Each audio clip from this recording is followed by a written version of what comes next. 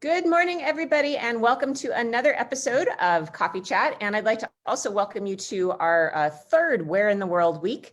And between myself and my business partners, Andrew Vallone and Reed Cohn, we're going to take you on a tour, a grand tour around the world for the next 6 months, more or less. We've got new destinations every week.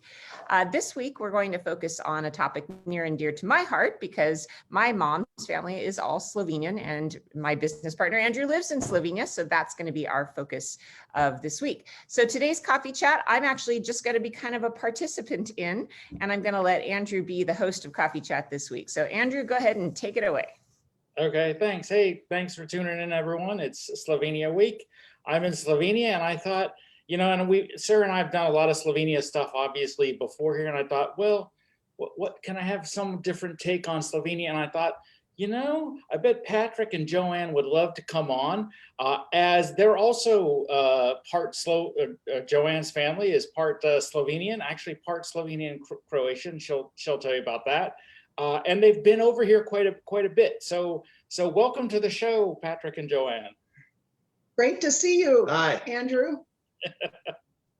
Glad to be back. And guess, can you guess this virtual background of mine? Does this look familiar? Yes, that's Kabai. Yes, that is Kabai Winery. So those of you who've been with me, those of you who've been with Sarah and I on our Veneto Slovenia tour, this is Kabai Winery in the Goriška wine region of Slovenia. So I figured, why not? And it's a nice sunny picture there. So perfect for the winter time. So I wanted to ask the two of you, because I could tell you why I love Slovenia, and I think everyone knows. And if I didn't love it, I wouldn't have moved my family here or run tours here. So give everyone just a little bit of why you love Slovenia so much, why you've been keep coming back, it seems like. Well, I think it's pretty easy for me. It's part of my heritage. My mother and her whole family are Slovenian. They spoke, my grandmother emigrated here in, I think, 1912. She was only 18 years old, came over on the boat and ended up in Cleveland, Ohio, and where there's a very large neighborhood of Slovenians, and never spoke English. She never had to. She just stayed in the neighborhood and stayed with all the other Slovenians. So growing up, all my aunts and uncles, my grandmother, grandfather, all spoke Slovenian. Unfortunately, we didn't learn it. I don't think they were that interested in us learning it. I think they enjoyed talking where the kids couldn't understand them. To be real honest with you, I remember my mother talking on the phone in Slovenian all the time, and I could tell, I could pick up enough of it to know she was complaining about us 5 kids. And she had a lot to complain about, to be honest with you, if memory serves me. Anyway, we also enjoyed many of the foods from Slovenia. My uncles, my aunts, my mom, grandmother all made different, at least their version of Slovenian foods, most notably patica. And I have picked that up, and I make patica every Christmas, and I love doing it. it's great. And anybody who's tasted, at least mine, can't imagine Christmas without having some. So that goes back to my first roommate out of high school, who her and I made patica together over Zoom this year. And she was just thrilled to have it back in her life again, because I always used to make sure she had some when we were back in Cleveland. So now, as anyway, I recall, when you guys have been out, you've talked about patica over here, because obviously you always get it once or twice, Right. And it doesn't seem to have for the most part, the kind of the taste of the homemade patica the way that you had it when with your family. Yeah, it doesn't. Even so, I was lucky enough to connect up with some cousins And we were at their house and during our last trip, we were able to spend some time with them. And Olga, related to my mother, my grandmother. My grandmother, I believe, grew up in the house right across the street. That's what we're thinking. And it's vacant now. They're in a newer home, but it's just tremendous to go over there and to be immersed in the same place where my grandmother grew up. It's unbelievable to me. But my cousin Olga made pizza, and it was much closer to mine than anything we got in the bakeries. Right. So I do think it's a difference between making it commercially and making it at home. What about you, Patrick? You obviously you don't have the whole Slovenian side of the family. So like before you came over the first time, which is I think the time that you came over the first time with me, if I'm not mistaken, Right. were you thinking like, what's this Slovenia stuff all about? Or you were like, this is going to be the most awesome place in the world. I can't wait to get there. Or what were you thinking before you first came here? Quite honestly, usually when I travel, I do some homework. I pick up a couple of phrases. I at least look at the map and see, get a lay of the land. I was so busy with work. The first time we went was in 2015, and it was before I retired. And I was so busy with work, I literally just had to throw clothes in a suitcase and throw it in the back of the car on the way to the airport. That's about all the preparation that I had. Didn't know what to expect. We had been there in the area in 1978 in Rijeka and in the Adriatic. Back in Yugoslav times, right? Yeah. But that was it. We landed in Ljubljana. And from there, it was just a fantastic time. It was a harvest tour. So the food, the wine, the locations, obviously the people. We went truffle hunting that time. And it was great fun. And we just had a great time. Yeah, well, of course, that was Croatia, but that's okay. Yeah. They're so close. We got truffles in my part of Slovenia too. So, but just not as many as on the other side of the border as Croatia does.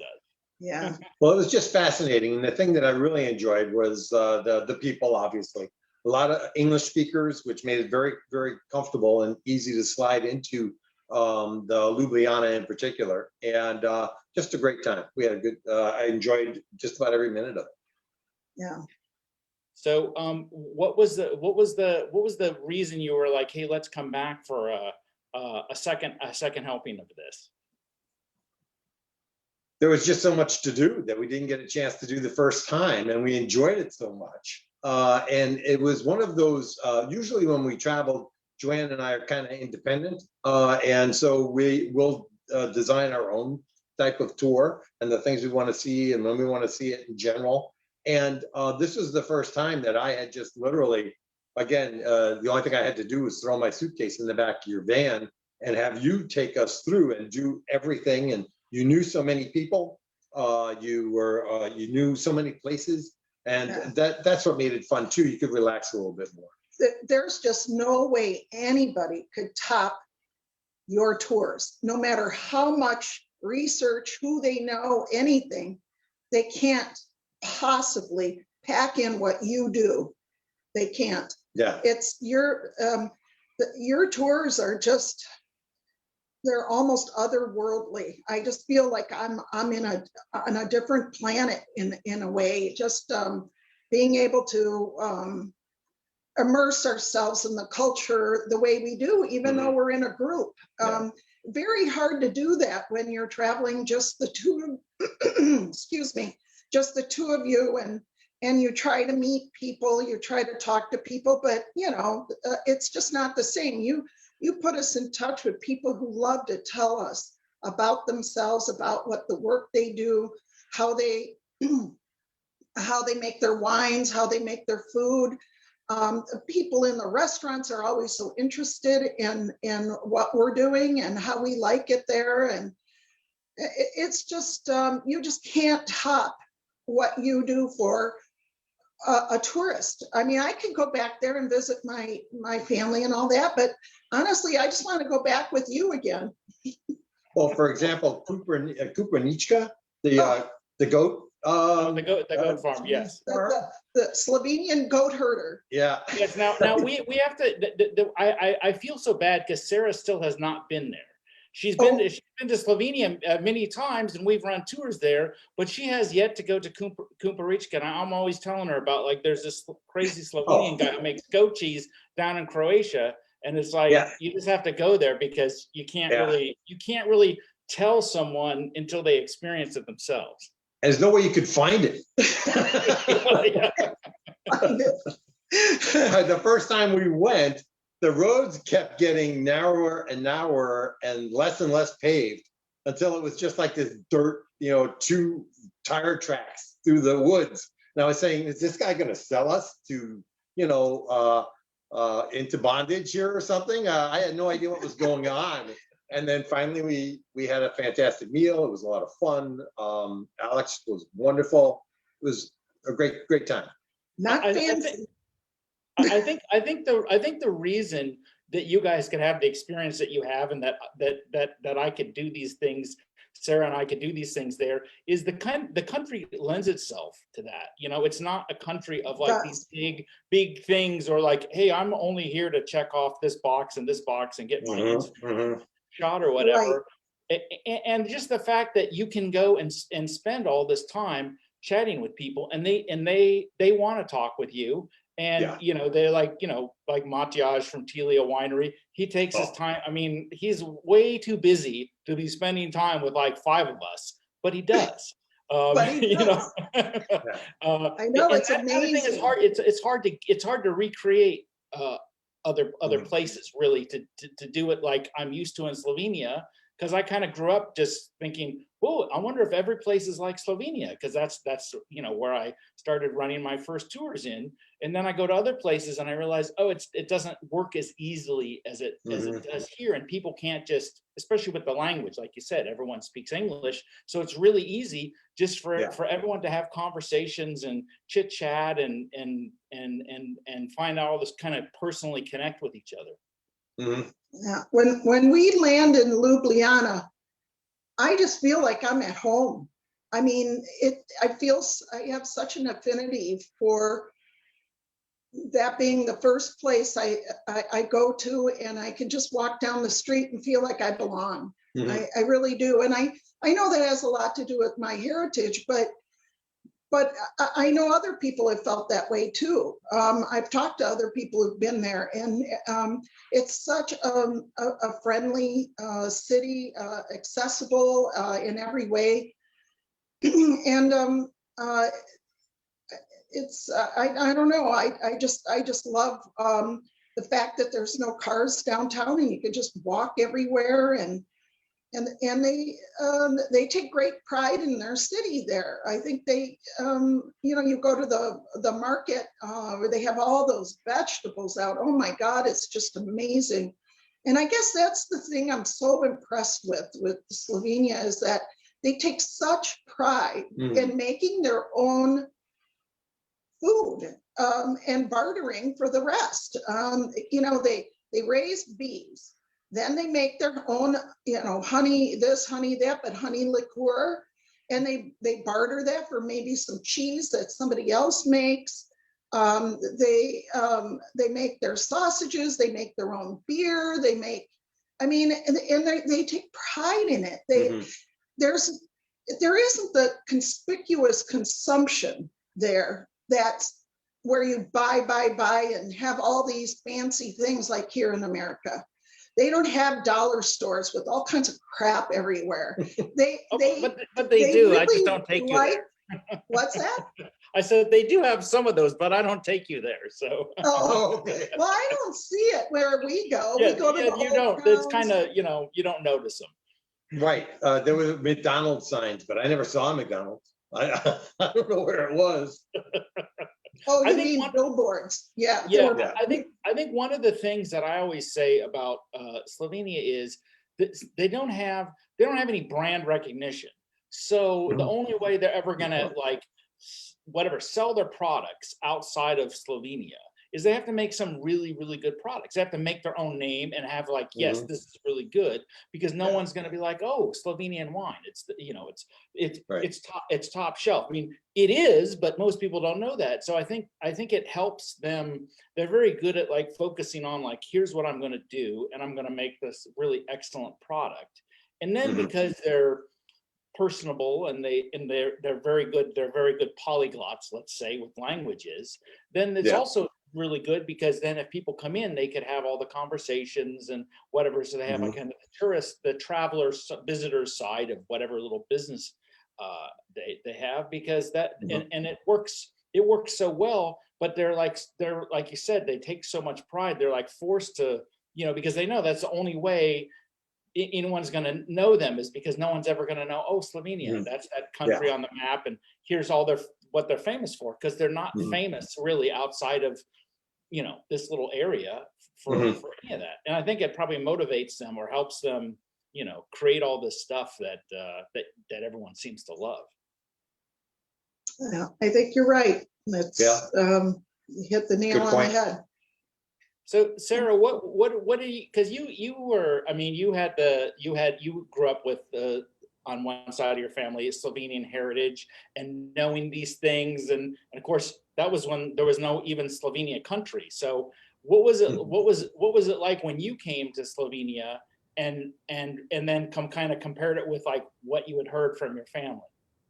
Well, I think it's pretty funny because when I was a kid, my grandfather would always talk about how Slovenia was like the most fantastic country in the whole wide world. My grandfather was a Slovenian band leader.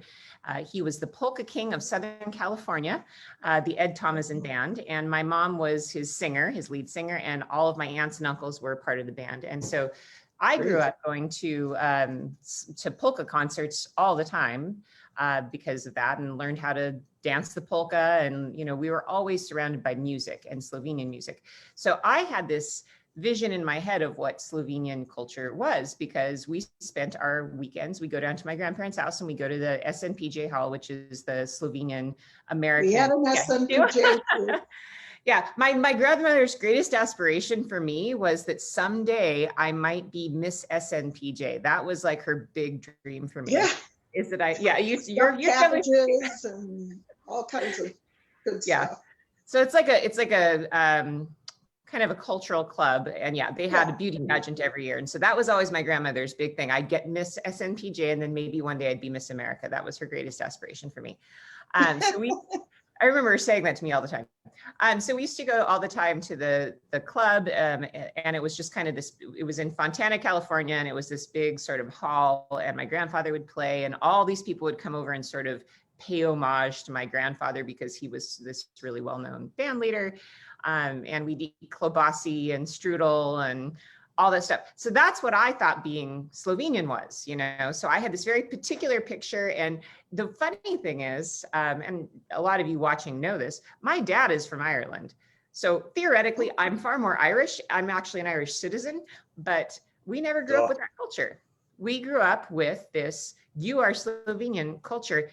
And in the 80s, when I was in, junior high and high school, we were told, you're not. I did a family heritage project on how Slovenia is the best country in the world. And I was told, that's not a country. You can't do a project on a country that doesn't exist. And I'm like, yes, it does. Slovenia is a country. And I remember having this long argument with my history teacher in high school because I wanted to do a project on Slovenia. And he's like, that's not a country. So I was convinced at a certain point in my youth that I was from, my family was from like this mythical country. Anyway, my very first time there, to your question, Andrew, I was there in the 90s. So it was like 1994 or 5 or something like that. Right when they became a country, a real country. Yes, exactly. Yeah. So we got off the train in Ljubljana, and I had this idea in my head that everybody was going to, have an accordion in there. I had this sort of dream picture, and my grandfather, of course, had told me my whole life how it was the most beautiful country in the whole wide world, and it really is incredible. It looks a lot like Switzerland. It's actually gorgeous. Yeah. Yeah. So I was a little bit weirded out when I got there, and it wasn't at all what I expected. The food was different. Everything was just everything was different than what I had imagined. Like you said, the pizza that my grandma made is not at all the kind of pizza that I have found when I've traveled around there. So I remember that we met a group of students the same age as us, people who are in their teens and 20s. And I said to them, this is kind of weird. I mean, I didn't expect it to be like this. I had this other idea. And they just laughed at me, and they're like, you have an idea of Slovenia from like 100 years ago.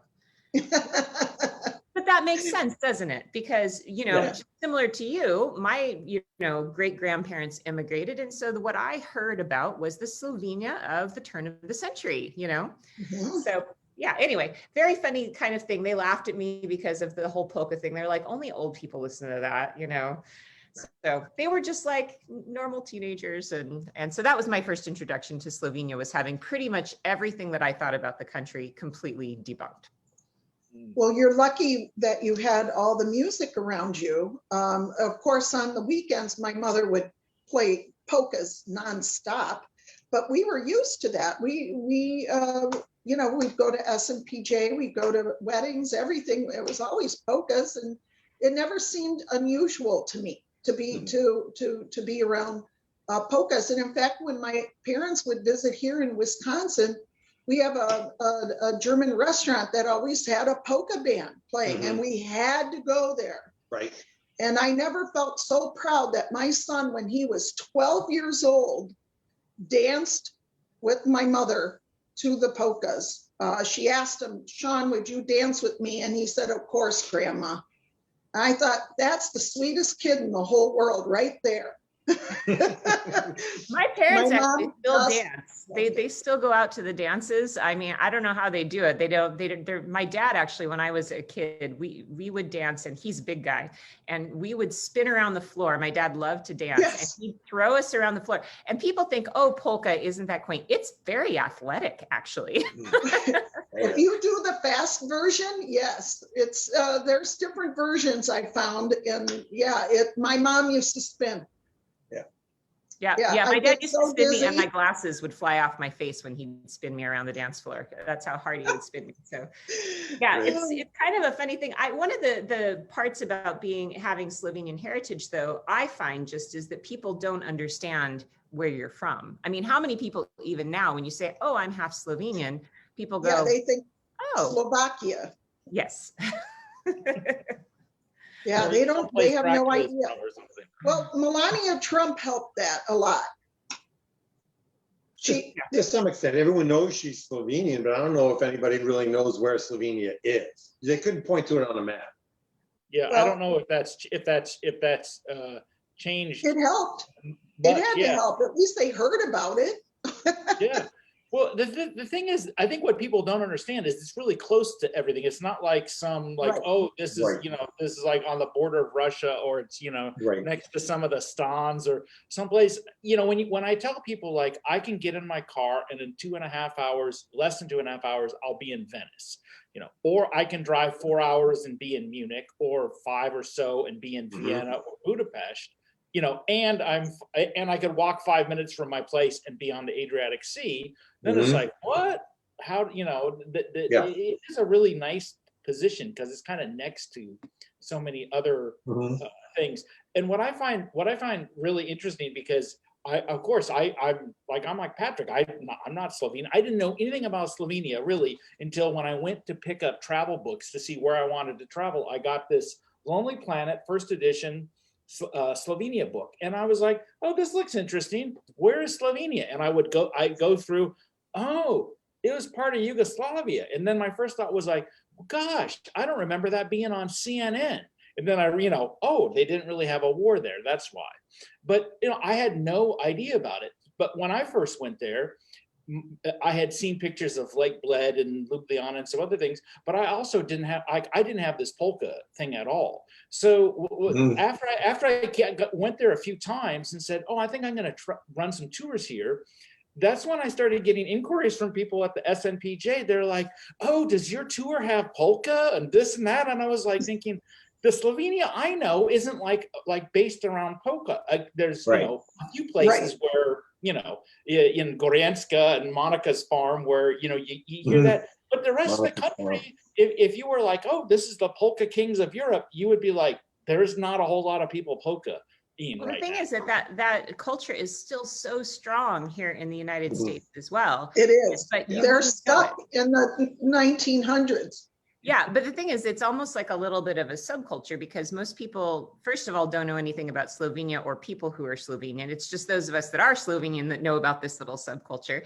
And also it's very localized as well, because here in the United States, Slovenian people came to very specific places. A lot of Slovenians that emigrated were in the mining industry. So you find pockets of Slovenians in places where there's mining. My family was in Pennsylvania. They were mostly in Pittsburgh. Cleveland is another place. There's tons of Slovenians in Cleveland, tons. And that's where the big, have you been to Slovene Fest, the big festival in Cleveland? What? This is my parents' whole reason for existence. I moved out of Cleveland when 77. Okay. Well, you'll have to get back there because my parents talk about this. It's like the biggest highlight if they can get back to Slovene Fest every year, where it's just a big polka party. When is it? It's in July. It's in July. Oh, in July. It's too bad my mom's not here because she could show you videos, but it's a big, crazy Slovene celebration in Cleveland. So yeah, so it's, I would love to go there. Yeah. Is it in the Slovenian neighborhood area, St. Clair? Oh, I don't know exactly where in Cleveland. I just know it's in Cleveland. So yeah, so the pockets of people that I know in the United States are Pennsylvania, Cleveland, some I have heard in kind of the northern states, Minnesota and Wisconsin. And then where my grandparents were in Southern California, in the San Bernardino County, there actually were a lot of Slovenians there because it was wine growing region. And when I was a child, so Rancho Cucamonga and Fontana, that whole area when I was a child was a huge wine growing region. So that's another one of I know Andrew sort of tries to tell people about this secret Slovenian wine culture, but yeah, I kind of already knew that. I didn't. I really didn't until we went there. And I mean, I kind of got the gist of it, years before we went, because I kept saying, I want to go to Slovenia. I want to go. And, for the longest time we couldn't travel because we had young kids, but that's no longer the case. So, that's why we keep going back. There's an organized group in Milwaukee as well, and they have a Facebook page and everything. And they have been working on importing a lot more of the wines here. So there are more Slovenian wines available in the Milwaukee, Madison area in Wisconsin. I was just going to say that it's interesting to me because I went to Slovenia the first time because my grandfather and my grandmother told me my whole life that it was the best country on earth. And so, of course, I was curious and I wanted to go and see what it was like. And of course, it was beautiful, but not at all like they described it. But I'm just curious, what initiated your desire to go to Slovenia? Was it kind of the same thing, or was there some other reason? Well, let's see. The first time I traveled was when I was 17 in 1973, and I came over, and it was Yugoslavia. Then went to Belgrade. I was with a group, and I just got a taste of what it was like in Eastern Europe. And I went to Budapest, spent 2 weeks there, went to Vienna. And so I've always wanted to travel, but of course, because of my heritage, I was much closer to my mother's side than I was my Croatian father's side. So I knew more about the culture. I had more knowledge of what it was like there.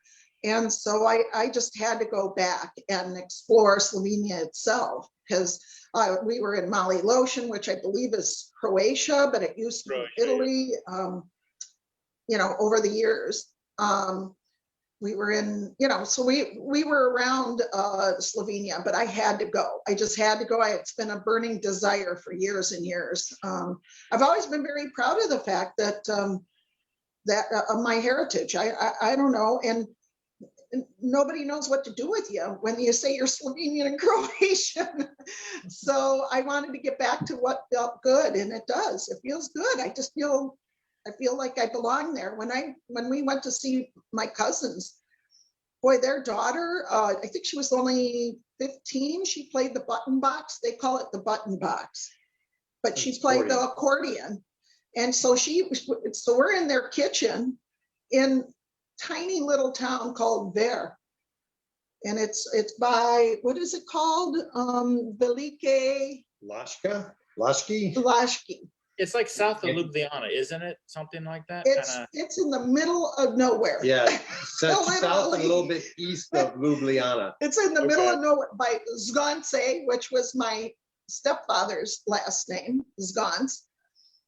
Anyway, we were there, and they brought out all the homemade sausages. We have slivovitz. I still have some left. They gave us 2 bottles. They played the button box. I mean, I felt like, oh my God, all my brothers and sisters were there too, and it was amazing. I just wish we could have spent more time there. There's actually, just so you know, they say button box because there are multiple kinds of accordions. So my grandfather played both. He played button box, which is just buttons.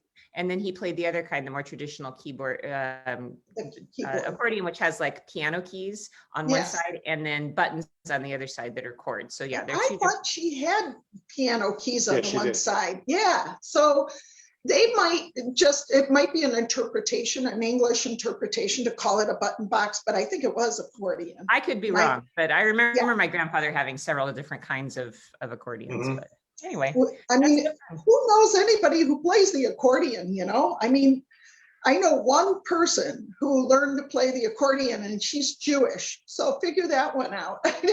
Well, no, that's a really big part of Israeli music. I was in Israel. Is it really? Yeah. I actually was having the sensation of being at like a concert at my grandfather's when I was walking around Jerusalem, because that's a really common thing in Israeli music. So I'm not real surprised. One thing though, I think is an observation all my friends traveling with me made is as soon as we got off the train in Slovenia, they started laughing because they go, Slovenia is the country where everybody looks like you, which is funny because I don't think I look like anything in particular. I'm American. I feel like I'm pretty much like run-of-the-mill European white woman, you know, but no, you get there and then people would start speaking, and still people speak to me in Slovenian when I go there because for some reason, this face looks Slovenian and I don't know why. But what I found with that's really funny is that people in Slovenia, they don't even care that I live in the US. Like they go, oh, welcome home. Yeah. Like, yeah. You obviously look Slovenian and you obviously are part Slovenian. And so and one of my friends in Slovenia said to me once, well, there's only 2 million of us. So we're so happy to find another one.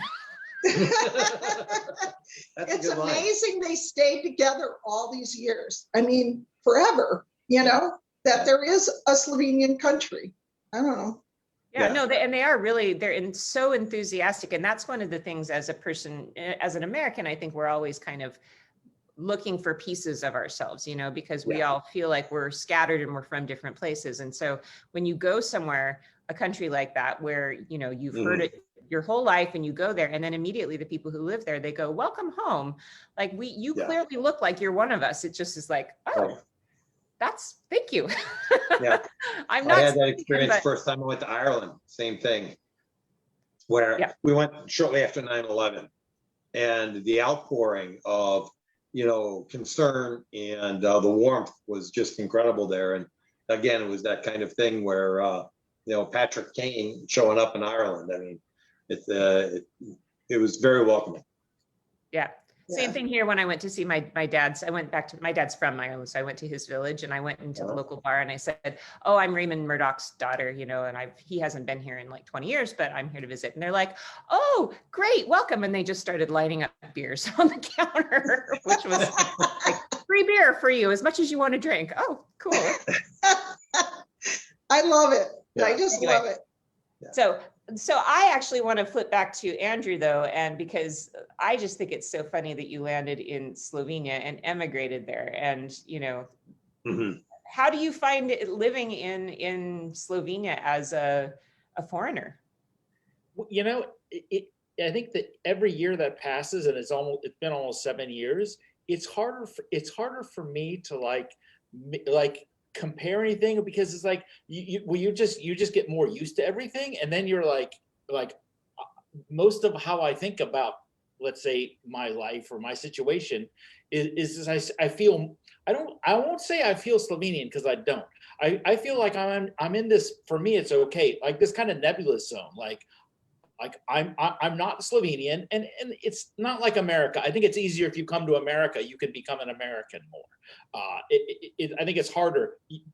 I think Sarah and Joanne, maybe easier for you because you have Slovenian heritage or whatever. But I mean, it's not that I'm not accepted. I'm accepted. I'm fine. It's quite easy. I mean, to be honest, it would be hard to imagine moving to a country in Europe and have things as easy as it is here.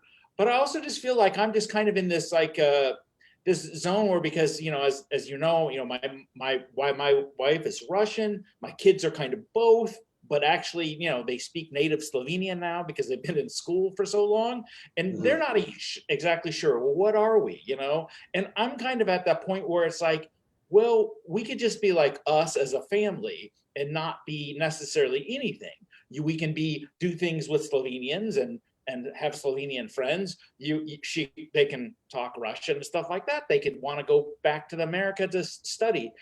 So it's kind of a nice base. I think in some other countries it probably would be more difficult, especially with me being a monoglot for the most part, and terrible and lazy with my Slovene language skills, that I could actually survive and function normally here, which it's like, I hate to admit it, but you can. Just like Joanne, you said your mom, your grandma, she came from Slovenia and never spoke any English, and I kind of always knew that, like some foreigners, they came over when they were older and they never learned English, and I'm like the older American who's like, he never learned Slovene, and I have to. But you can do fine. But it's not like it's not so different. I mean, it's different in a lot of ways, but culturally, or just you just feel like, okay, it's very relaxed. That's one thing. Slovenia is very similar to like West Coast America. Everyone dresses down. It's relaxed. It's casual. As soon as I take a train into Italy, I tell my kids, hey, look at how everyone's dressed. Oh, the shoes, the watches. Like, I never see people wear watches here. That's why you have a phone. But in Italy, everyone's got the nice shoes, the nice fashion, nice watches. Slovenes, like, you go to, you guys, you've been here, you go to this Kabai, this nice place here for a 5-course meal and wine. There's not a whole lot of people dressed up unless they're from Italy. So it's kind of like this, it's just kind of easy going. It is easy. That's what I say all the time. It's just so easy being there. It is, and that's the only way you can really relax on a vacation. And then you make everything else easy. So it is so easy. I'm starting to think that Andrew's paying you guys to be on this program today. Probably with some wine or something. Thank you for vouching for our tour business. Well, we've been 3 times. We were with Andrew 3 times in like 2.5 years. No, in 5 years. Well, all right, 3.5 years. We were there 3 times. Okay. Yeah. Almost every year. Yeah, 15, 17, and 19. Yeah. Oh, wait, that means 21. You're due for another visit in 2020. I think you're right. But I think that what you talk about loving the kind of tours that Andrew and I do is really great, because I just feel like that's really successful, because that's kind of the heart of what we agree on as how we can be relevant as tour guides. I've been a tour guide for 20 years, and for me, things have changed so much, because 20 years ago, I was Wikipedia. Wikipedia didn't exist, so I was the guidebook for everybody. Yeah. But now people can look stuff up, and they don't need somebody to give them information as much as they did in the past. So what can we do now? We can take you to meet these really interesting people that we know. We can find places using our local knowledge that you would never find on your own. So it's a cool thing. I'm glad that you enjoy that style of travel. And that's kind of what I predict as being sort of the future. And Slovenia is such a great example of what Mhm. could a better future for travel look like?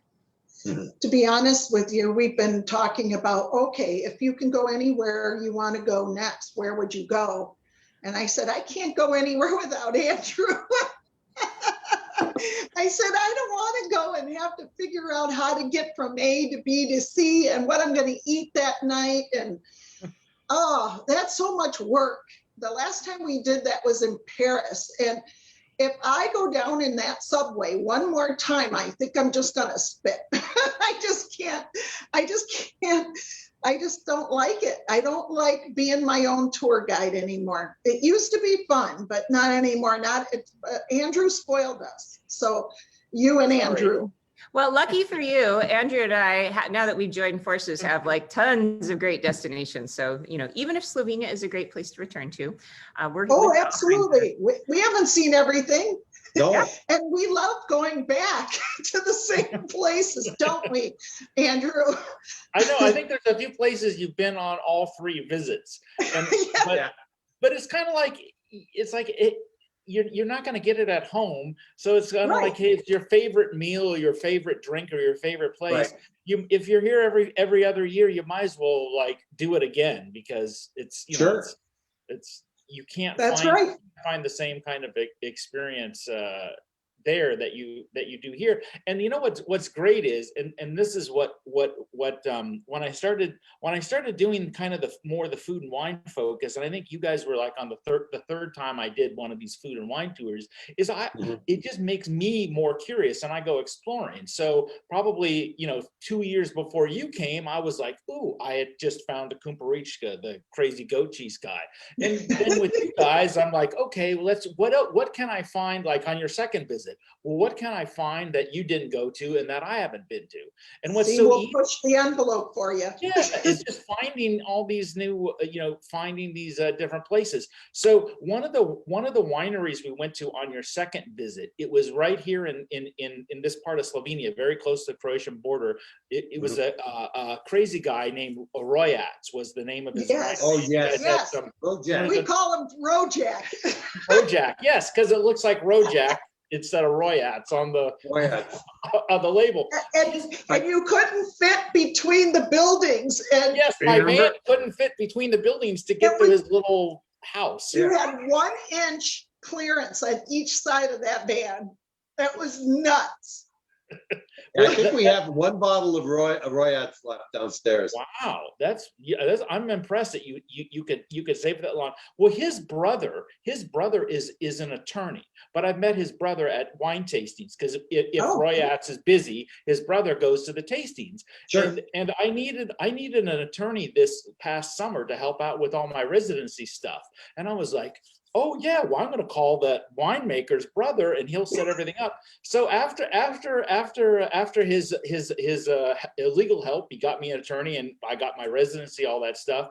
I get a box in the mail, like when everything was finished, and it was a box of this Refocht wine from Royats. And I was like, this is like a sign telling me I must go back there again and take guests there again, because now it's like, it's not just that it's great wine, but like, they helped me to stay in Slovenia, basically.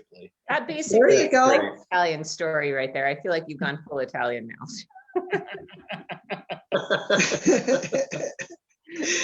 Well, that was a great place. He loved to talk about how he was making inroads into the U.S., but I haven't seen anything. Yeah. I'm not. I mean, I know that Milwaukee, the wine Facebook group or whatever, and I kind of see what wines they have. I don't think they have. I mean, they've got wines from this part of Slovenia, but I don't think they have his stuff there. Yeah, he was talking about restaurant sales, I think, when we were there. Well, the last time we were there, we really didn't get to go to Berta. Oh, that's right. Yeah, we didn't. Yeah, we were. So we're due. Yeah. You see, you're due. And now for sure, there's places, that I've newly discovered that you haven't been to yet.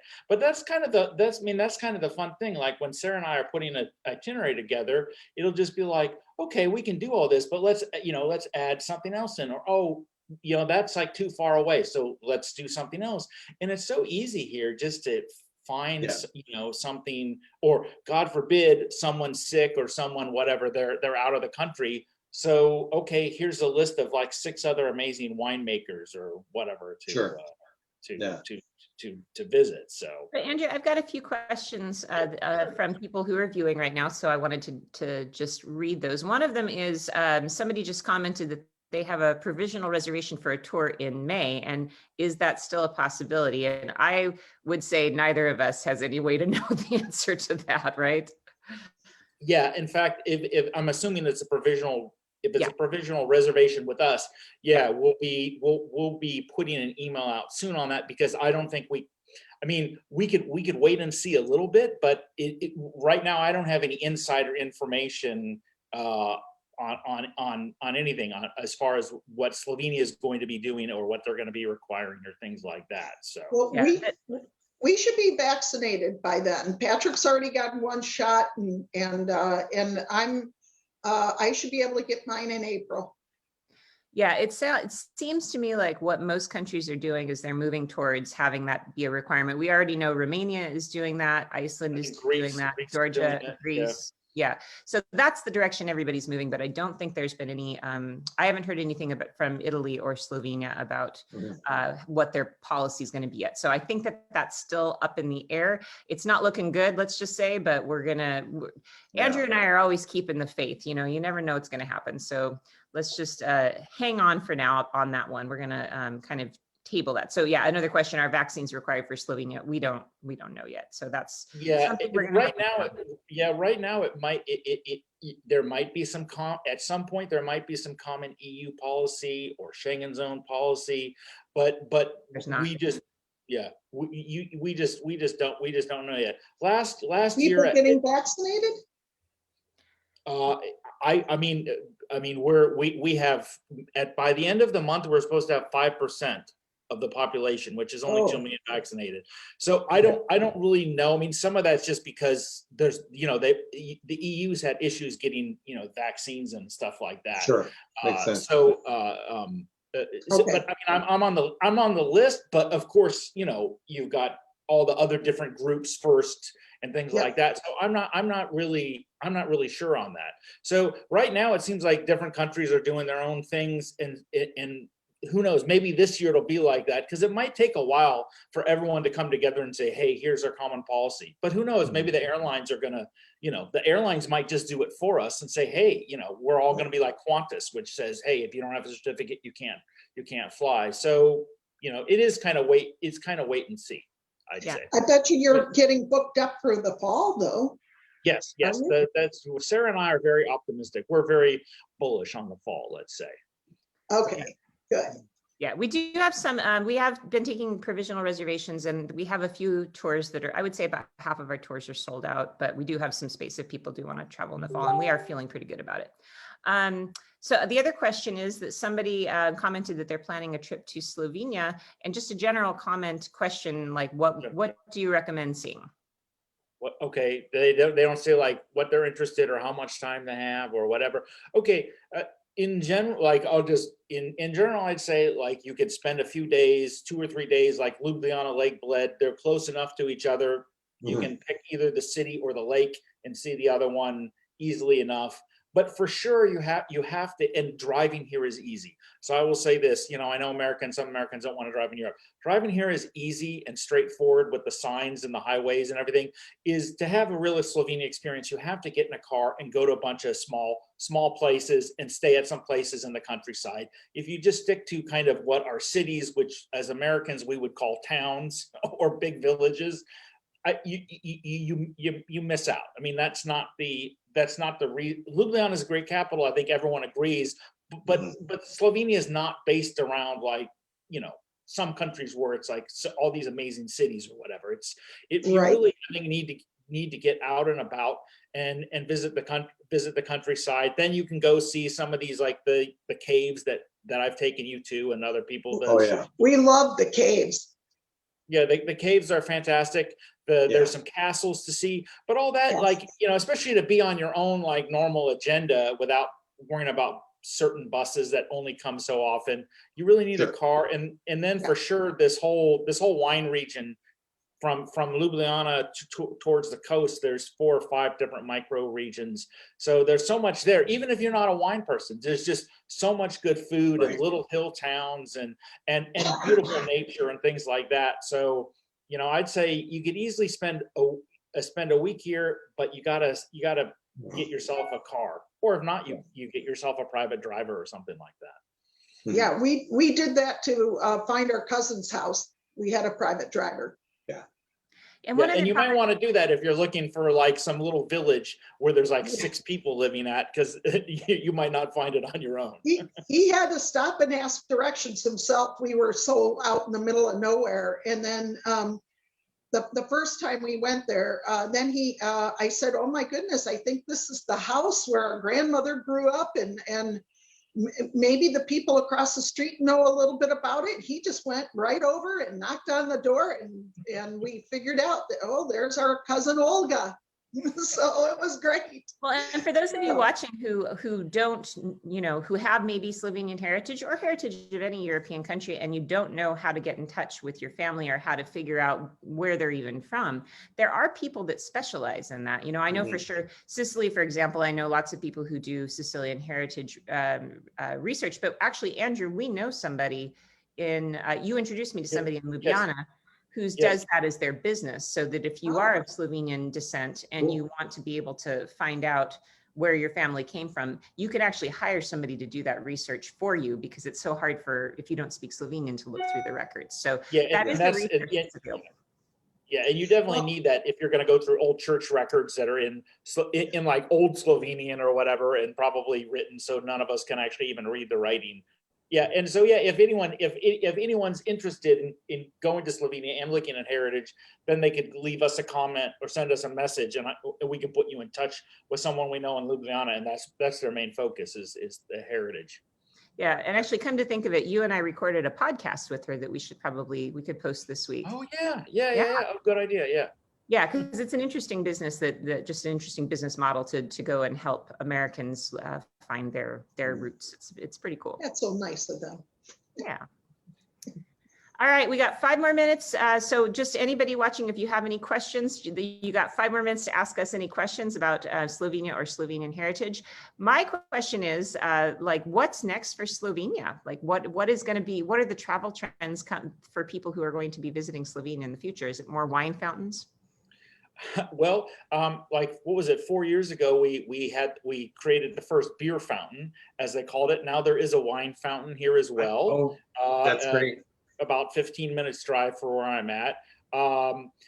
So this year is actually 2021 is, I think Europe every year they have like a region or a country of gastronomy, and Slovenia is the country of gastronomy for 2021. So it's not just the 2 of you and me who are loving the food and the wine and all that.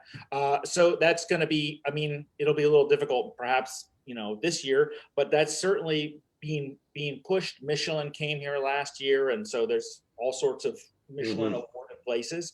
The other thing too that Slovenian Tourism Office has done is they've been real straightforward in saying, hey, we're a boutique destination. We're not interested in mass tourism and, let's say kind of chasing cruise ship dollars and things like that. So I think Slovenia is already ahead of the curve as far as like we are the boutique destination. We're not going to take a beautiful place like Lake Bled or other places and just build up a bunch of hotels so we can get more people, funneling off the buses. Just to stay here for a day and a half. Yeah. So Holiday Inn, Lake Bled. Exactly. Yeah. So it's definitely a quality over quantity. And I just think just with the businesses I see open, even I live in Koper. That's not, it's on the seaside, but it's not the main seaside town that everyone goes sees. But all the businesses, the new businesses opening here, they're very like this kind of tapas wine bar place, like Slovenia tapas wine bar, some kind of artisanal bakery stuff. You could just see like the way things are going, which is, great for me in some ways, and other ways, not so good because I want to eat everything when I walk outside. But I think Slovenia could be, let's say, after all this new normal happens or whatever, is more on the better side of tourism, and certainly like keep, doing something that's better for everyone in Slovenia, not just, pumping in a bunch of people who don't really spend money and making everything kind of garbagey and tacky and over touristy like some places. Yeah. Yes, that's what we love the most about it. Yes, it's very authentic. Yeah, and Okay.